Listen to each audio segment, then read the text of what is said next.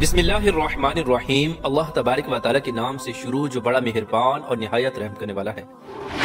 अल्लाह तबारक व तआला ने हर ईमान वाले के लिए आखिरत के अंदर बेशुमार नेमतें तैयार कर रखी हैं और आखिरत के अंदर अल्लाह तबारक व तआला ईमान वालों को जन्नत अता फरमाएगा। ये ऐसी जन्नत होगी कि जिसकी नेमतों और खूबसूरती के बारे में न किसी कान ने सुना और न ही इसकी खूबसूरती को किसी आंख ने देखा।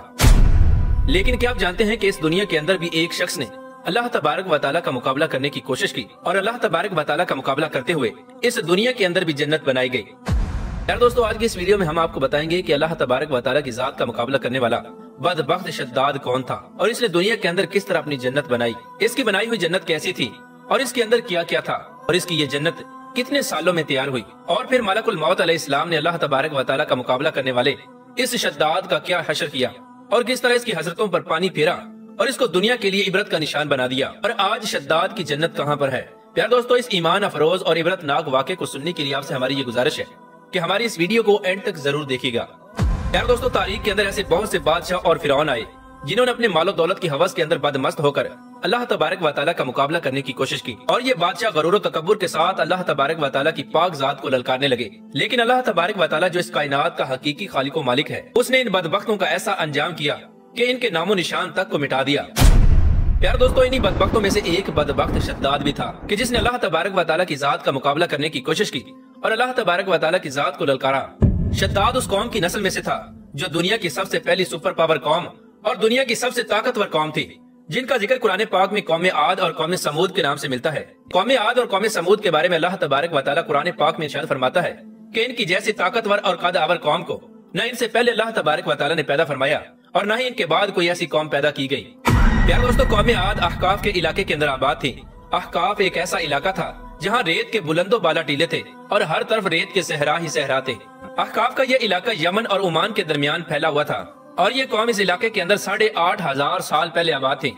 इस कौम पर अल्लाह तबारक व तआला का ये खास करम था कि इस कौम को अल्लाह तबारक व तआला ने ताकत के साथ साथ हर तरह की नेमतों से नवाजा था। इस कौम को अल्लाह तबारक व तआला ने सरसब्ज़ शादाब बागात अता फरमाए और बेशुमार फलों और गल्लों से नवाजा और इसके अलावा तरह तरह की नेमतें अल्लाह तबारक व तआला ने इस कौम को अता फरमा रखी थी। चुनाचे इस कदर नेमतों की फरावानी और मालो दौलत की कसरत की वजह से ये कौम गरूर और तकब्बुर के अंदर आ गई और गरूर और तकब्बुर के अंदर मुब्तला होकर ये कौम अल्लाह तबारक व तआला की नाफरमानियां करने लगी और कुफ्र और शिरक के अंदर मुब्तला हो गई। ये कौम बजाय अल्लाह तबारक व तआला का शुक्र अदा करने के अल्लाह तबारक व तआला की नाफरमानियों पर उतर आई और बुत परस्ती के अंदर मुब्तला हो गई।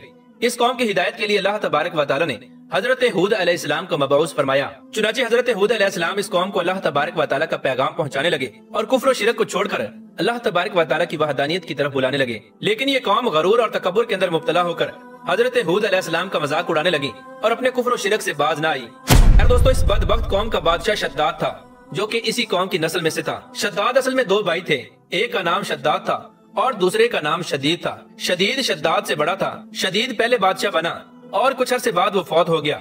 उसकी वफात के बाद शद्दाद ने हुकूमत संभाली और ये कौम आद का बादशाह बन गया और इस तरह शद्दाद दुनिया की सबसे ताकतवर कौम और दुनिया की सबसे सुपर पावर कौम आद का बादशाह बन गया। प्यार दोस्तों, शद्दाद एक वसी और अरीज सल्तनत का बादशाह था। इसकी बादशाहत यमन से लेकर इराक तक और बाद रिवायात के मुताबिक ईरान तक फैली हुई थी। कौम आद एक ताकतवर कौम थी, लिहाजा इसी वजह से शद्दाद ने अपनी ताकत के जोर पर बड़े बड़े बादशाहों को अपने जेर कर लिया था। हजरत हूद अलैहिस्सलाम ने शद्दाद को अल्लाह तबारक व तआला का पैगाम सुनाया और एक खुदा की इबादत करने का हुक्म दिया। शद्दाद ने जब हजरत हूद अलैहिस्सलाम की ये बात सुनी तो शद्दाद हजरत हूद अलैहिस्सलाम से कहने लगा कि अगर मैं तुम्हारे खुदा पर ईमान ले आता हूँ तो बदले में मुझे क्या मिलेगा।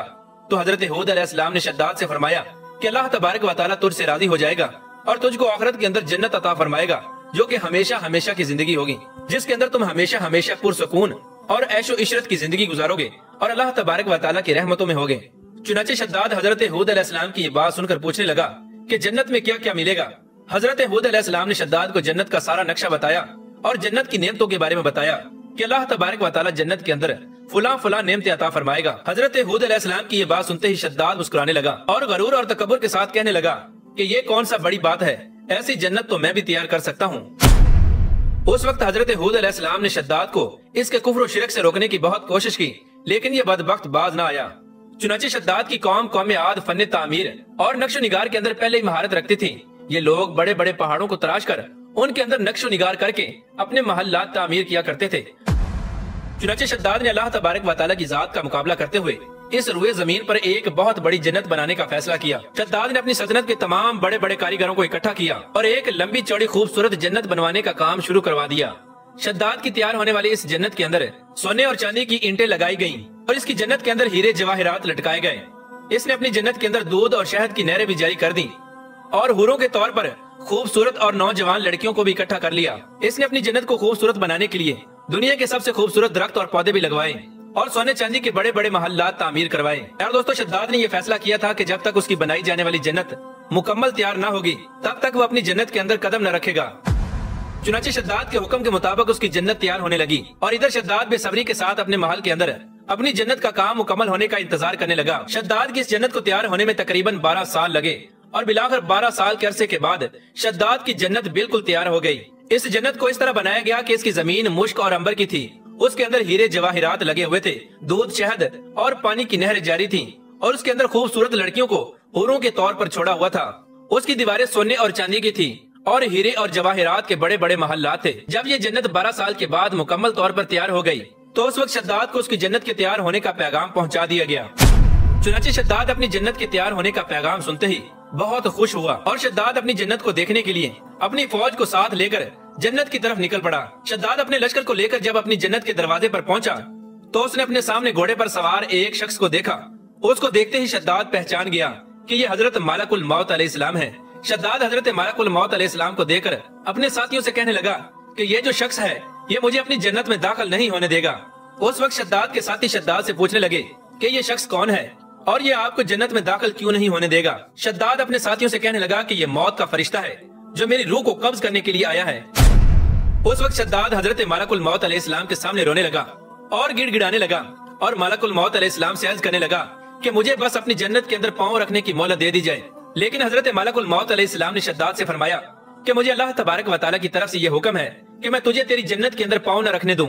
उस वक्त शद्दाद हजरत मलकुल मौत अलैहिस्सलाम के सामने बहुत रोया, लेकिन हजरत मलकुल मौत अलैहिस्सलाम ने शद्दाद की एक ना सुनी और अल्लाह तबारक व तआला का हुक्म पूरा करते हुए शद्दाद की रूह को कब्ज कर लिया। प्यारे दोस्तों, बाद रिवायात में आता है कि शद्दाद की रूह इस हाल में कब्ज की गई कि शद्दाद जब घोड़े से उतर रहा था तो उसका एक पांव रिकाब में था और दूसरा पांव हवा में था। उस वक्त हजरत मलकुल मौत अलैहिस्सलाम ने शद्दाद की रूह कब्ज की। उस वक्त मलकुल मौत अलैहिस्सलाम ने शद्दाद की रूह को कब्ज कर लिया और उसको जमीन पर पांव तक न रखने दिया। और एक दूसरी रिवायत में आता है कि शद्दाद का एक कदम उसकी जन्नत के दरवाजे के अंदर था और दूसरा बाहर था। इसी दौरान हजरत मलकुल मौत अलैहिस्सलाम ने शद्दाद की रूह को कब्ज कर लिया और उसकी तमाम हसरतों को खत्म कर दिया और उसकी तमाम हसरतों पर पानी फेर दिया और उसको उसकी जन्नत देखने तक का मौका न दिया। प्यार दोस्तों, शद्दाद की मौत के बाद हजरत जिब्राइल अलैहिस्सलाम ने एक जोरदार चीख मारी। इस दर्दनाक चीख के बाद शद्दाद की बनाई हुई सारी जन्नत जमीन के अंदर धंस गई और तमाम जन्नत जमीन के अंदर गर्क हो गई, जिसका नामो निशान तक बाकी न रहा। इस तरह वो शद्दाद जो अल्लाह तबारक व तआला की जात का मुकाबला करने के लिए निकला था, उसको हलाक करके अल्लाह तबारक व तआला ने बता दिया कि इस कायनात का हकीकी खालिक मालिक सिर्फ एक ही है और वो अल्लाह तबारक व तआला की पाक जात है। अल्लाह तबारक व तआला से दुआ है कि अल्लाह तबारक व तआला हमें गरूर और तकब्बुर की गलाजत से महफूज फरमाए और अपने हजूर आजी और इंकिसारी के साथ जिंदगी गुजारने की तौफीक अता फरमाए।